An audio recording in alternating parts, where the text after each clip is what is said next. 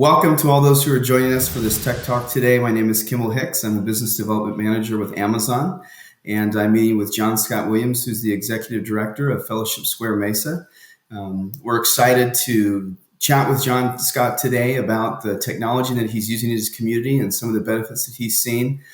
For those of you who are joining us through On24, you're welcome to use the chat to ask questions throughout the Tech Talk, and we'll be answering those as they come in.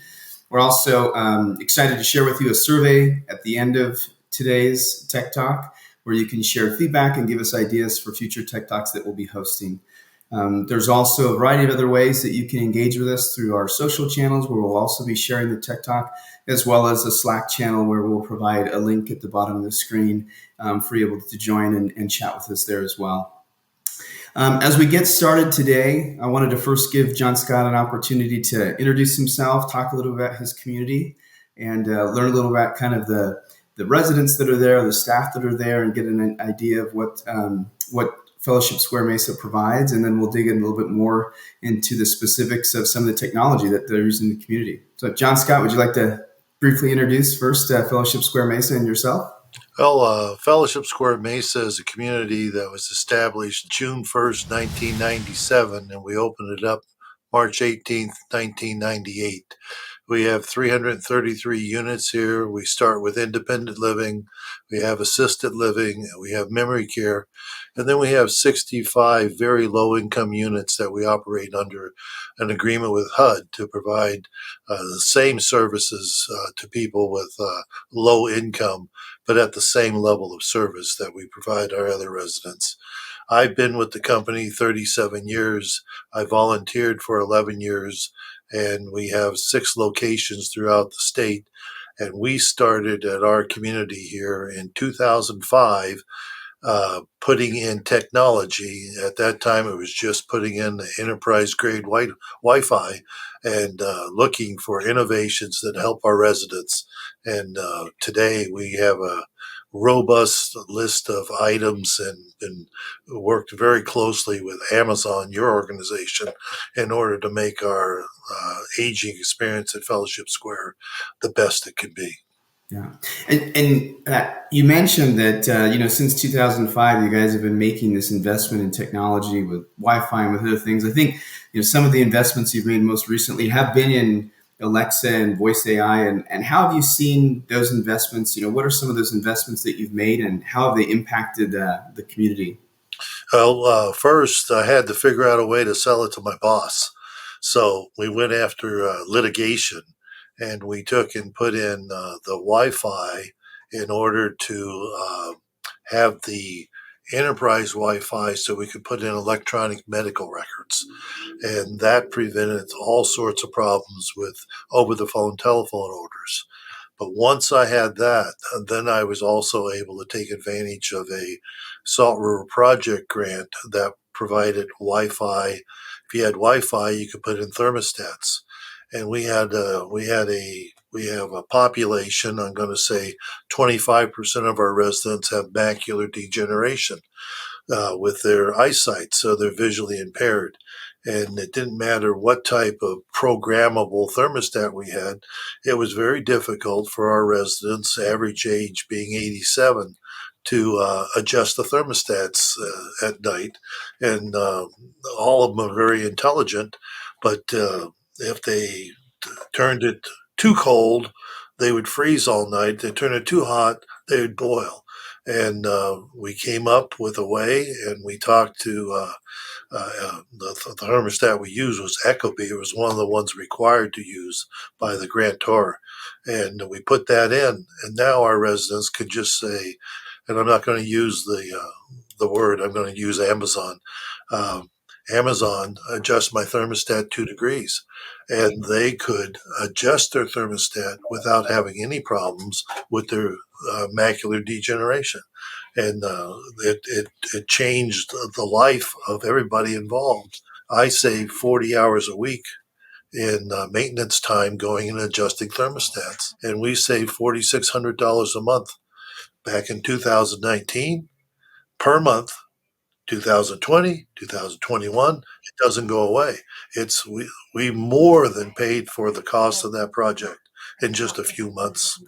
That's incredible. And I love what you said. There's kind of these benefits both to you as an operator and the staff. And then you also mentioned, some benefits that for the residents themselves. I mean, thinking of the residents, as you've put in these technologies, you mentioned, kind of smart thermostats and other smart devices, and then coupling that with, voice enabling that through Alexa. What are some of the benefits specific to the residents that you've seen? What are some of the things that you're hearing from them or seeing them using that have been a positive in the community? Well, 25% macular degeneration. So on ours, you can say, Alexa, what's for lunch today? And it'll answer and it'll tell you what the four entrees are: vegetables, the sides, the dessert, the bread. You can get all of that by asking. Well, that normally requires 300 calls a day to the front desk.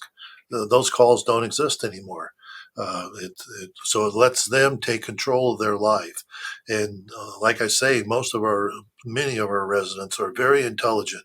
And whenever you have to call someone else just to find out what's on the menu because you can't read it, you see how your life changed?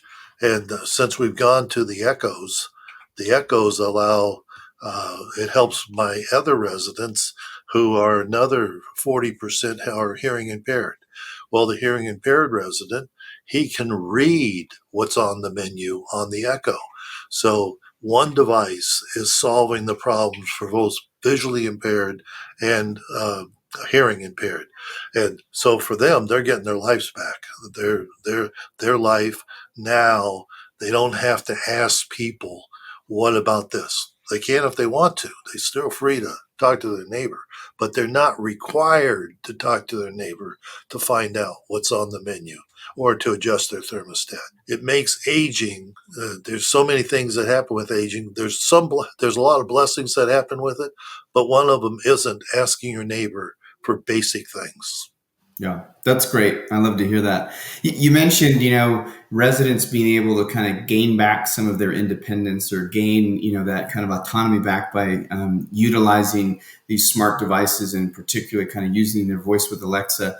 One of the challenges or concerns, I guess, that we hear sometimes from communities who are considering this is, how can I get residents to use the technology? Will they be able to use it? Is it easy to use? As introduced Alexa into Fellowship Square Mesa, what did you see? Did residents take to it fairly quickly, or what were the things that you did to help them be able to feel comfortable using these new devices and these new technologies in their residences? You have to find what they're most interested in. Putting the thermostats in was a no-brainer. Everybody loved that because even if you did know how to figure out those programmable ones, uh, this was you just use your voice. You can sit on your couch and you can just say, Alexa, increase the temperature, lower the temperature. It just changed their life. So that got them doing it, and they didn't have to pay anything extra for that. The thermostats that we have also, if it doesn't hear any noise, if there's no noise in the background, it goes to economic settings. So that's part of that $4,600 a month I save. When they leave their apartment, it goes to economical. Whenever they walk back in, it goes to comfort, whatever they set. So then the thermostat, the air conditioner comes on, or the heater, whatever is required, and it brings the room to the temperature they're comfortable with. So I'm not paying to keep it cool when nobody's in the apartment. Uh, so they like it, I like it, and both of us win. Whenever we came up with the "What's on TV" uh, program for the Alexa, you can say "What's on TV." Now, for my Parkinson's residents, the trimmers with the trimmers, they're not able to wrestle that remote control. Whenever your voice is your remote control, you can say, Alexa, change the channel, channel 96. Many of our residents, they've done well in life, but whenever you have to ask a caregiver to come to change the channel to watch the news or to watch a program, now your disability is being magnified. Whenever you can take care of that with your voice, it's all the difference in your world. Alexa allows my married couples to have free time if one has Parkinson's. Parkinson's requires medicine. Many of them have to have it within 6 minutes. Most medicine can be within an hour of when it's due, not Parkinson's if they're on a special treatment. But now the caregiver can leave because you can set a reminder on the Alexa and say, uh, Alexa, remind me in 1 hour, take my blue pill. So when that happens, that allows the caregiver to spend time playing cards with her friends. She doesn't have to keep running back every time a pill's due. So those are the things that you don't think about whenever you get Sure. this little box, but it's the things that improves the lives and the aging experience of our residents. Yeah. And you mentioned, that there's these benefits for the residents also have an impact on the caregivers and, the staff. So as you look at your staff, and I think, today in particular, when we look within older adult communities, there's always a need for more help, right? I mean, there's just a staffing shortage, and so many communities are looking for ways to lighten and alleviate the burden that's on their staff. How would you say that smart technology and Alexa has helped to lighten the burden on your staff or benefited your staff? What are the things that they're able to do more of today, perhaps because of the benefits that it's bringing to the community? Well, the front desk, that's usually where all the phone calls go to. I already talked to you about what's on the menu. That's 300 calls a day. The other one, another 300 calls, is the mail in. Those all are done with Alexa now. And so those are 600 calls that don't have to be handled by the front desk. They're available to do other things during that time. So in your community, then the residents are able to ask Alexa if the mail is in, and then they'll get a response saying yes, the mail's arrived, and the mail hasn't arrived, and so that allows them to kind of know on their own. Oh, okay, the mail's come, and I can kind of, as opposed to having to call the front desk over and over again. Is that how that Exactly. works? Yeah. If it's not in, it says no, the mail's not in yet. Well, that's as important to know as otherwise. Otherwise, they'll all hang out down at the mailbox all day long. And some days the mailman's late, and he really gets the brunt of it whenever, why are you late today? Then, you know, so his life is better, the resident's life is better, and we're able to do that with the Alexa rather than calling everybody. It's just it makes life easy for the residents. Yeah.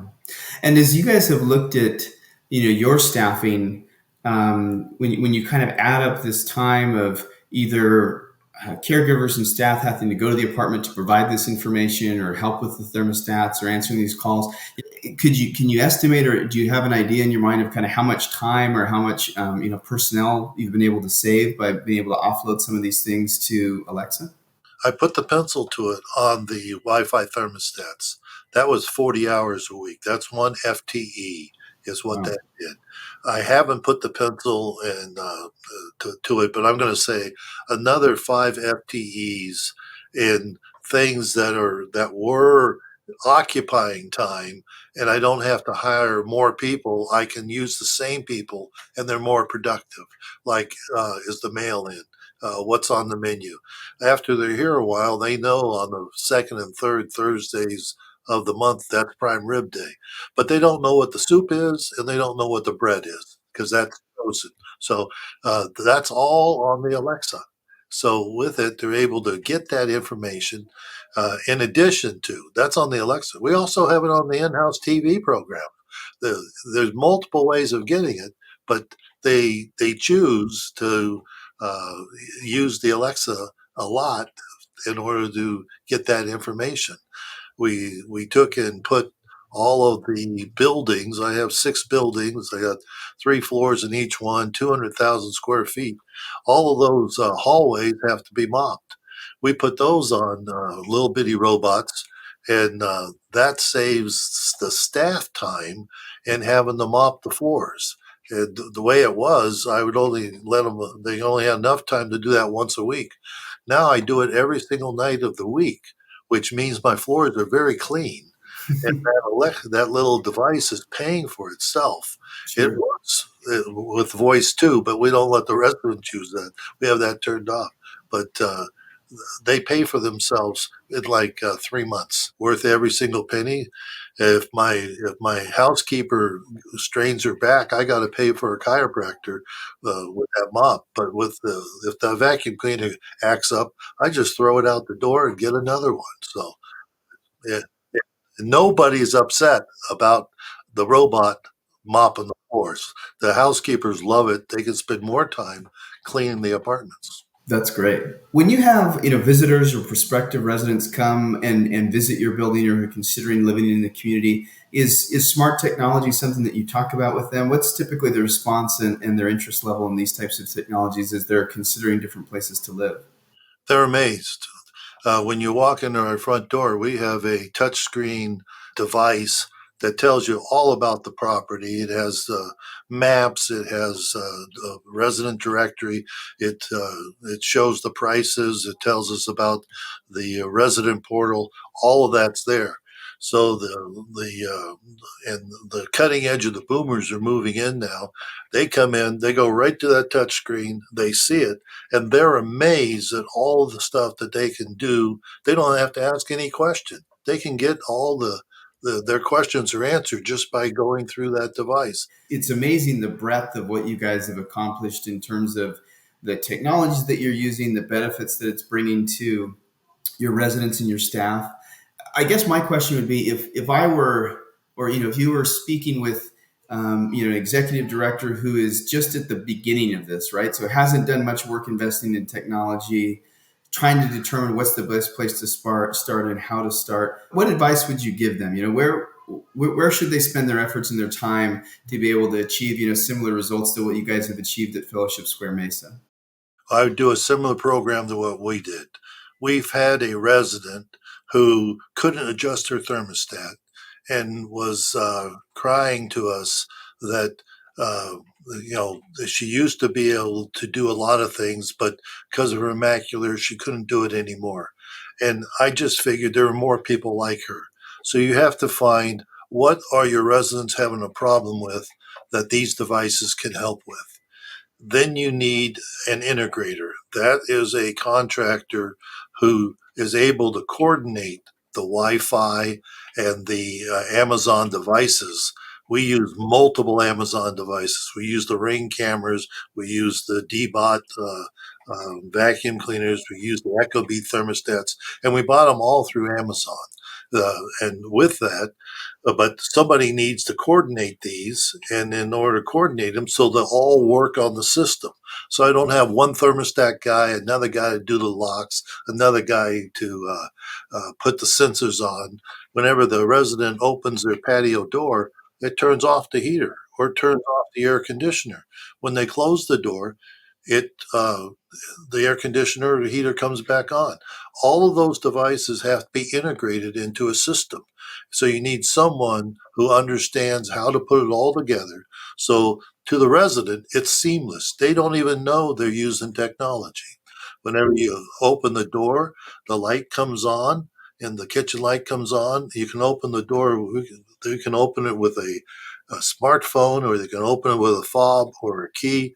It opens up, the kitchen light comes on. That helps prevent falls. You don't have to turn the light on. So whatever you have in your hands, you can put on the counter.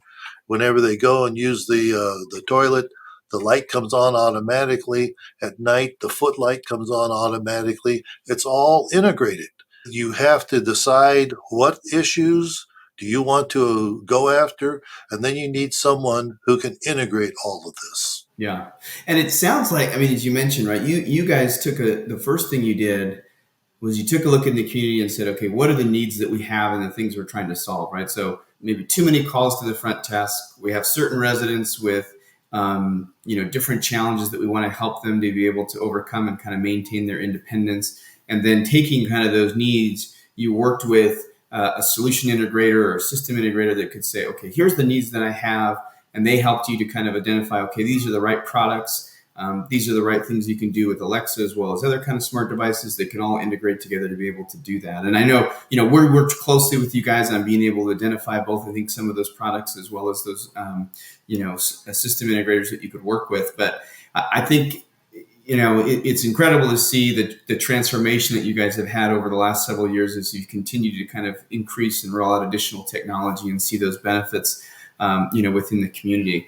Is there any other advice or thoughts that you would give for other operators and executive directors that are considering similar investments in technology in the coming year? Well, the what I always run into is how do I sell it to my boss? Because all of these things cost money. For the Salt River grant that would buy the Wi-Fi thermostats, that they paid all. It cost like I'm going to say $105,000 to put in 411 thermostats. Well, my boss. Why would I do that? We don't have $111,000. All but 16,000 was covered by the grant. So whenever you can find utility companies that want to reduce electricity in apartments, which most utility companies are trying to do that for demand of use. If you have demand of use in your community, there are grants that will reduce electricity use. They will be more than happy to show you how to do that. So we went after the grants first because we had issues with the utilities we're paying, but I could pay for it with the grant. And with that, then the residents also solve their problem of not being able to adjust the thermostats themselves. So what you do is you find the issue and then you go after the solution. And sometimes it's more than one thing, but whenever you find that where they all intersect, then for your community, that's the area you need to go. And it just has exploded with all the things that you can use and how the residents benefit from it. And all they're using is their voice.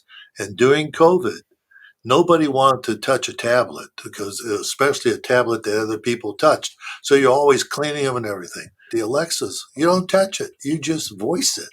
It was such a easy adoption. And in our community, we're doing all of our classes, all of our work. We're starting with the new residents coming in who are the leading edge of the boomers. And they're coming in, they're used to Alexas because they had them in their house. Now they're able to use their Alexa and ours. They changed the name of one so that they don't get confused whenever they're asking it. Our Alexas, you can't buy anything on it. No credit cards necessary.